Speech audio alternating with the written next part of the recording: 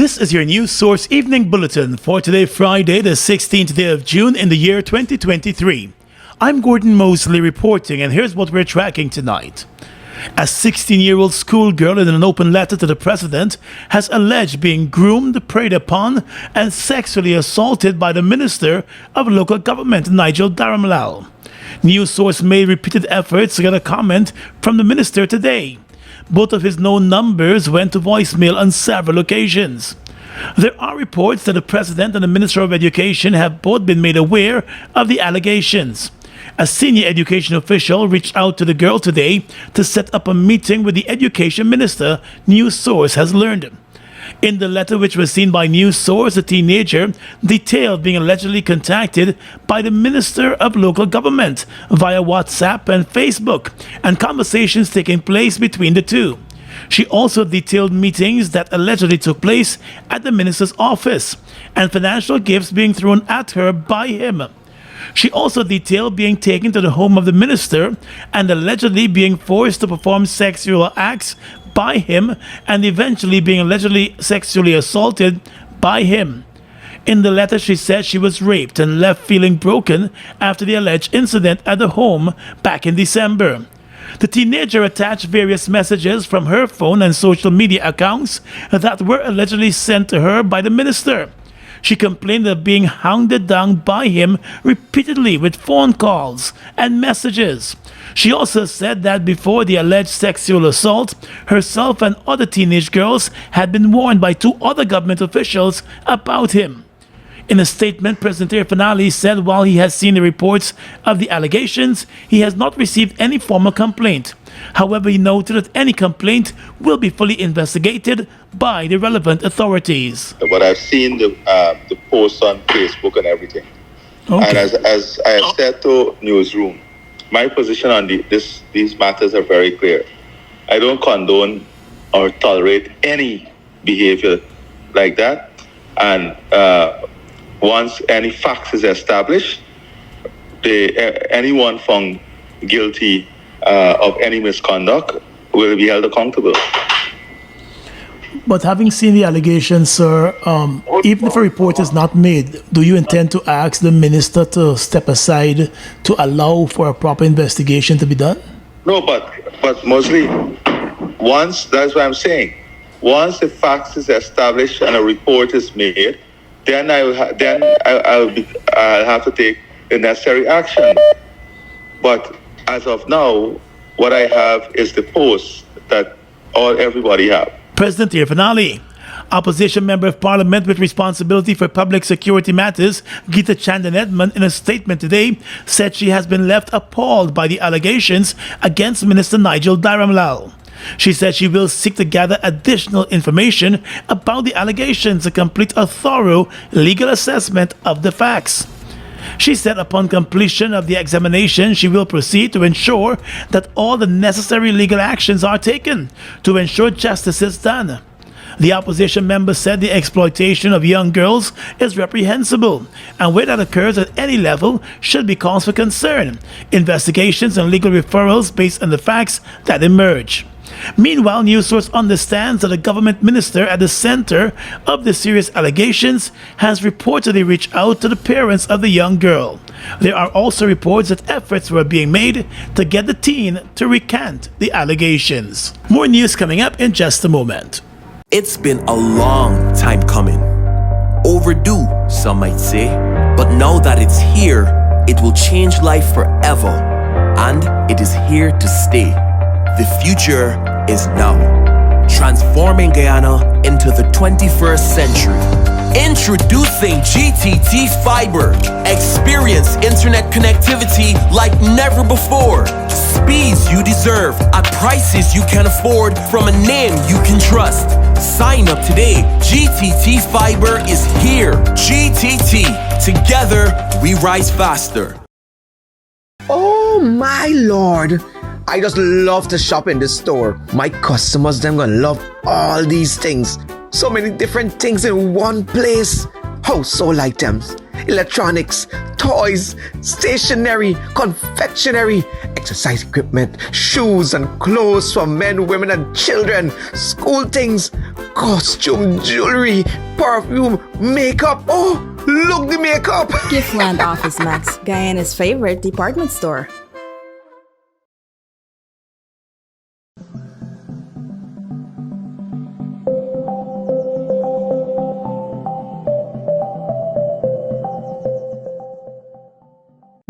Bust the flavors. We're full of flavors. Bust the flavors that me crave for. We're full of flavors. Tell your neighbors about the bust the flavors. Grab a bust the flavors. Yeah, thirst buster. Grab a buster. Bust the flavor, taste the savor. Bust the flavors. Bust the flavors.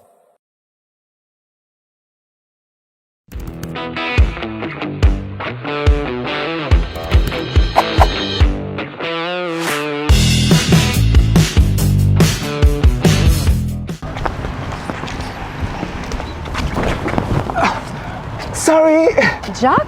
Hey. Boys, where you going with all that speed? Yo, today's the 15th. My NIS contributions are due, and I ain't even get the forms as yet. Hold on.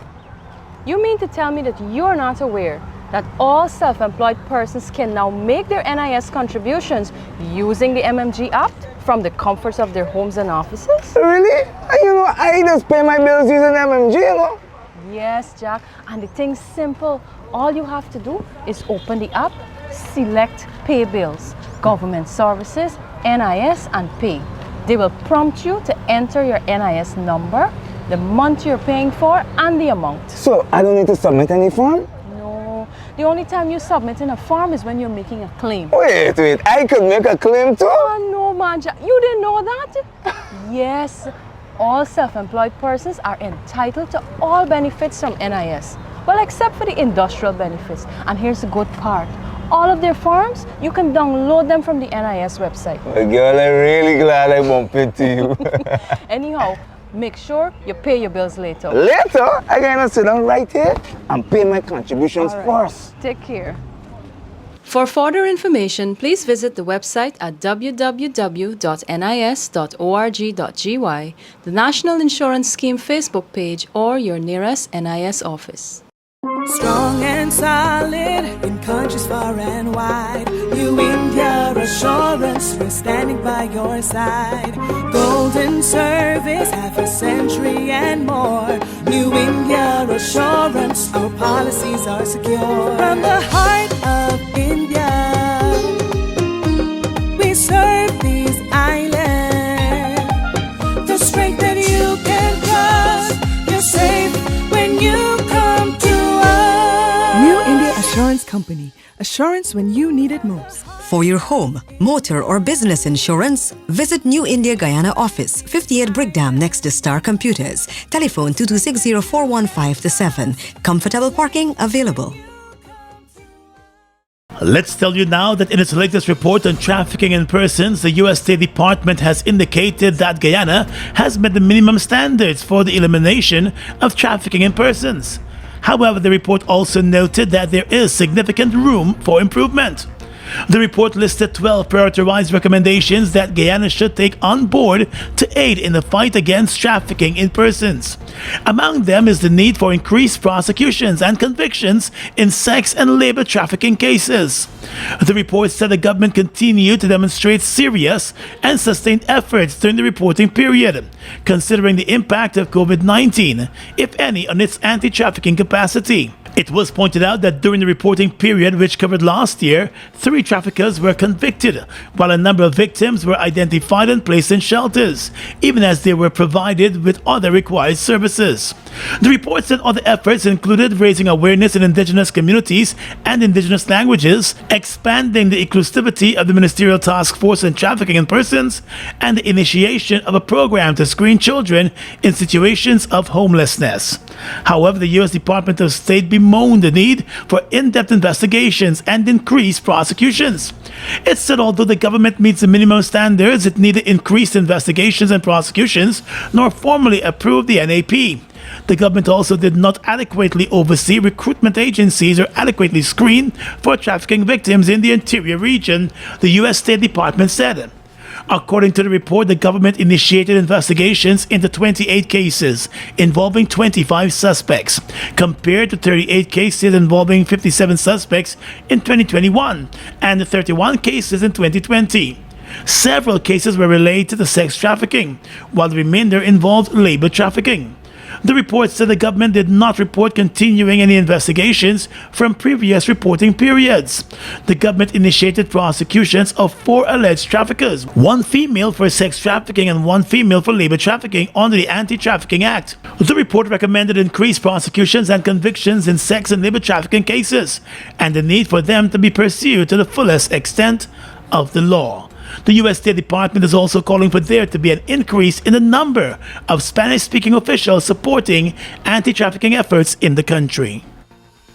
4 teenage boys have been charged for allegedly setting that fire that got to the Karasabay girls' dormitory in Region 9. The 4 juveniles appeared at the Letcher Magistrates Court and were not required to enter a plea to the indictable charges and have been remanded at a juvenile holding center. Additionally, the court has ordered that a medical evaluation be carried out on the 4 teens by a court-appointed doctor. The teenagers were arrested on the 1st of June, following the early morning fire at the facility. They will make their next court appearance on the 13th of July. The arrest came after investigators were told that the 4 had allegedly issued threats to burn down the facility after they were scolded by the caretakers. No one was injured in the fire, but it came just a week after another fire at a school dorm claimed the lives of 20 girls. A teenage girl has been remanded in connection with that fire, which took place at Amalia Secondary School dormitory. She is facing murder charges related to the deaths of her schoolmates.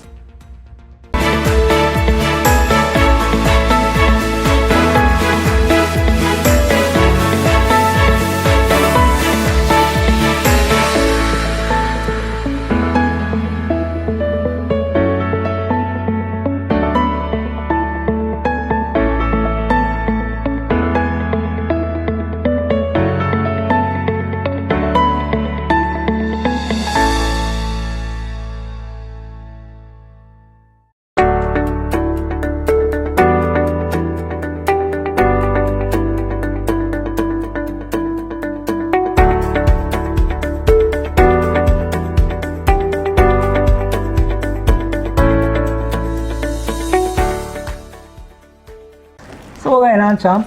I passed here last week and this shop lock up tight. Why? We come down with the flow, so we have to take a couple of days.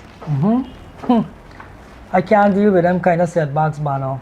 I just get a headache when you see I can't make me little bread. I know them ways, champ. But thank God for NIS. NIS? What you got to do now with NIS? I mean, what I got to do with NIS? I registered as self-employed and I make monthly contributions to NIS. So you see, for them days I lose, NIS pay me back for most of them days. What? That's good. You know, I always used to believe that it's only people in big offices and sellers pay NIS. Nah, man. NIS for any working person between the ages of 16 to 60. And as self-employed, you get all the benefit as an employee, except for industrial benefits. So what I gotta do for set up this thing?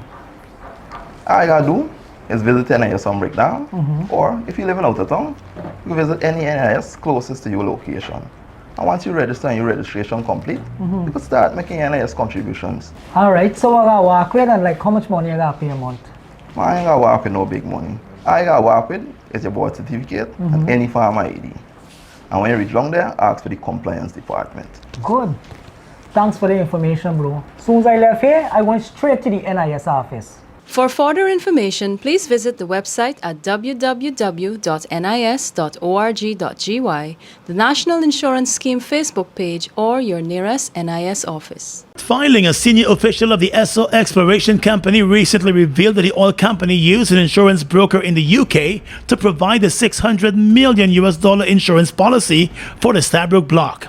The transaction is being flagged by the Insurance Association of Guyana for possible breaches of the Local Content Act of 2021. In a court document, the official explained that the insurance policy provided by Esso was actually prepared by an international insurance broker based in the United Kingdom.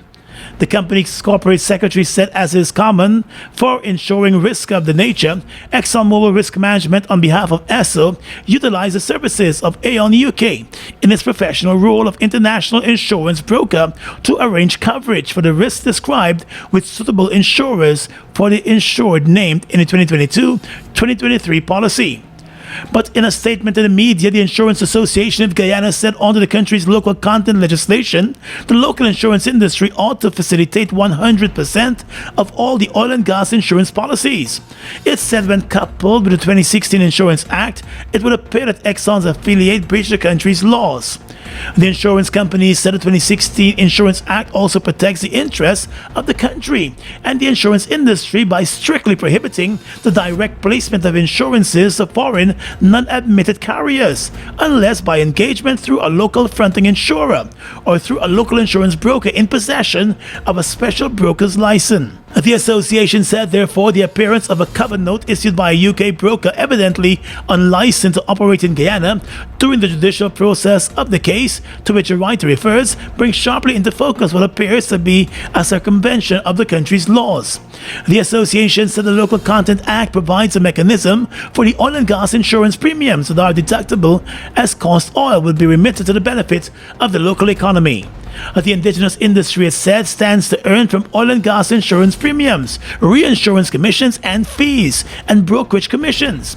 Added to that, it said the local industry stands capable and ready to advise the government on insurance and risk management matters regarding oil and gas. However, the Insurance Association said the industry continues to be bypassed.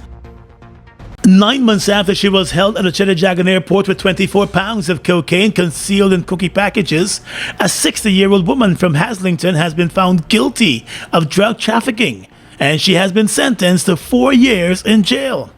In a statement today, the Customs Anti-Narcotics Unit announced that the woman, Unique Sunshine London, was found guilty of the drug trafficking crime at the completion of her trial this morning.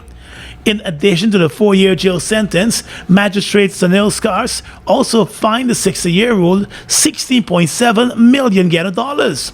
London was an outgoing passenger at the Cheddajagan International Airport back in September last year, when Kanu agents became suspicious after noticing a large quantity of cookie packages in her carry-on luggage.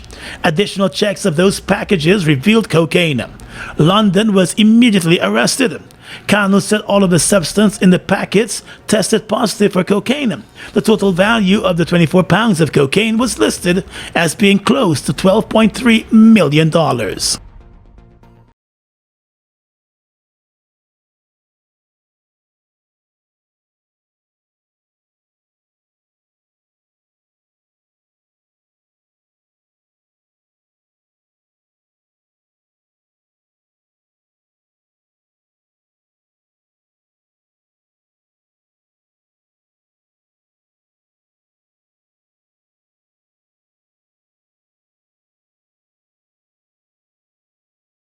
Food Max Supermarket, located on the ground floor of the Giftland Mall, is your one-stop shop for all your grocery needs. We stock a variety of imported frozen meat and food products, fresh produce, and pet supplies, freshly made bread.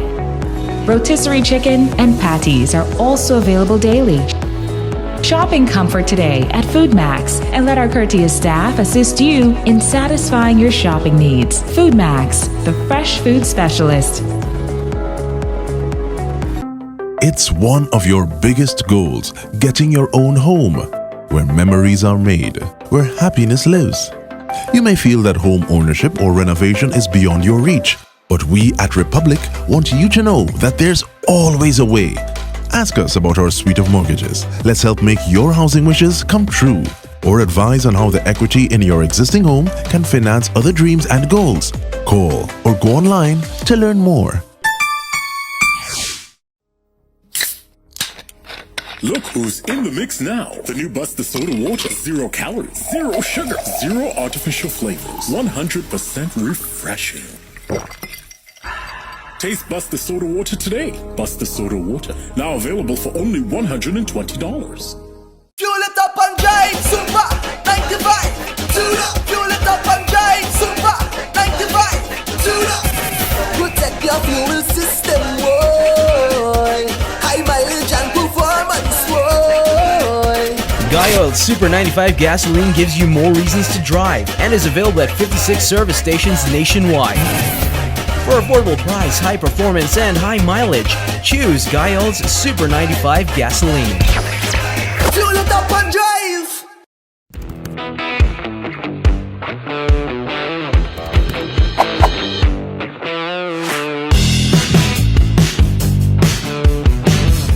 With your regional and international news tonight, I'm Swatlana Marshall. In the region, Canada will coordinate an aid operation to Haiti this summer in response to the Caribbean nation's volatile security, Canadian Foreign Minister Melanie Joly said on Thursday, while announcing fresh sanctions against a former politician and a famous singer.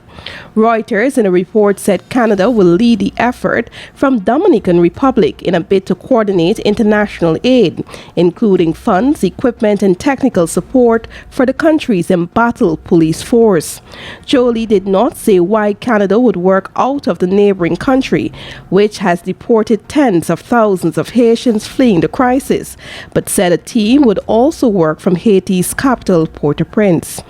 Canada will also donate a further $13 million to the United Nations Security and Anti-Corruption Projects, she added. Haiti's caretaker government has since October requested an international force to help its police fight powerful and heavily armed gangs who control large parts of the country, fueling a humanitarian crisis that has displaced tens of thousands.